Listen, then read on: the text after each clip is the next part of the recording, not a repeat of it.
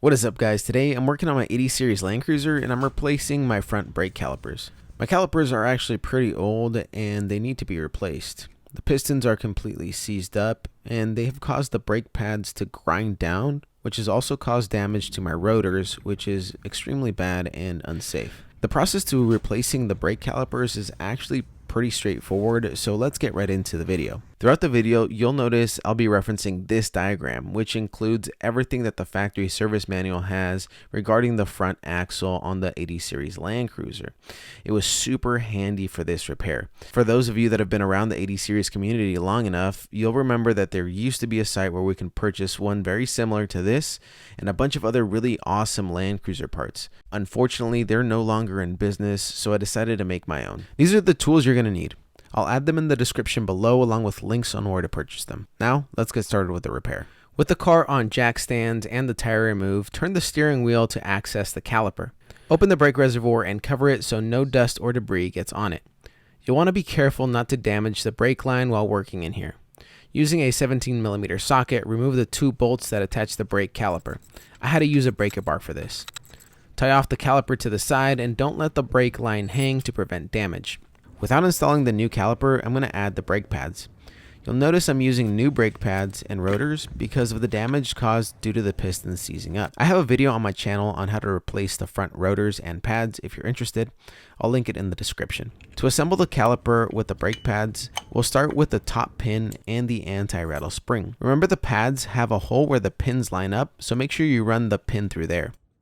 And now the bottom pin, and make sure the anti-rattle spring lines up. Now we're going to add the clip, and I'm using a hook to line up the holes on the end of the pins with the clip.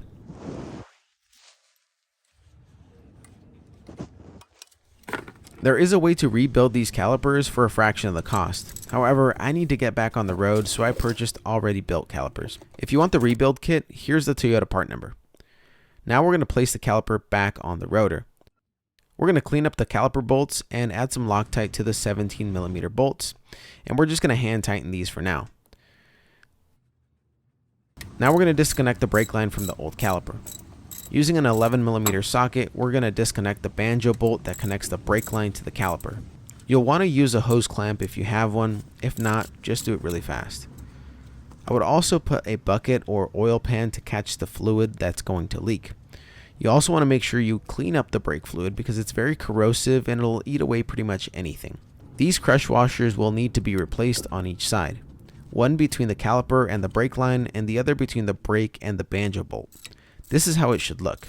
These calipers came with a replacement banjo bolt and crush washer, but if you need the part numbers, here it is. You'll notice the brake line only goes in a certain way. It's almost like a key. There's a small hole on the side of the caliper where this little piece of metal fits right in. You'll want to make sure it aligns perfectly or else you might have some leakage. Now, using a torque wrench, tighten the 11mm banjo bolt to 22 foot-pounds. It's very important not to over tighten it. Speaking from experience. Now we're going to tighten the 17mm caliper bolts to 90 foot-pounds, as you don't want these coming off while driving. And to finish off, we're going to bleed the brakes. This is also very important as you don't want air in your brake system. The process to bleed the brakes is actually pretty straightforward. The idea is to get rid of the bubbles that could be in the brake system. So I'm going to refill my brake reservoir to the fill line. And I have a makeshift brake bleeder here that I took from a YouTube video, so check that out in the description if you want to see how to make one of these. To bleed the brakes, we're going to start with a brake caliper that is furthest from the master cylinder, which is my passenger side caliper. We're going to open up the brake bleeder valve with a 10mm wrench and connect the tube. You'll notice that the brake fluid begins to come out. I'm going to go inside and pump the brakes until we see no more bubbles. This might take a while, especially if you didn't use a hose clamp like I did.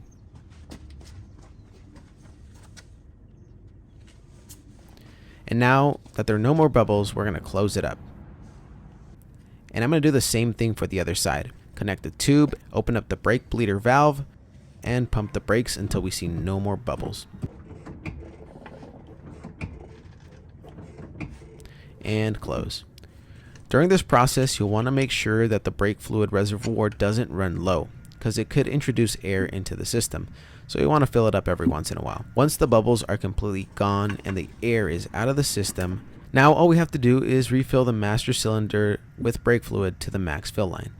And to finish up, we're going to pump the brakes until they stay firm. At first they might feel a little bit spongy, but as you pump, the brakes should start to stiffen up. If they're still soft and spongy, you'll need to bleed your brakes again or check for leaks at the banjo bolt. It probably wasn't seated properly. But that was it for the video today, guys. Thank you so much for watching. I hope this video was helpful. I hope it helps you in your journey to restoring your Land Cruiser back to its original shape. And if you guys are interested in one of these 80 series Land Cruiser front axle reference diagrams, please let me know in the comments below. You guys have a good one.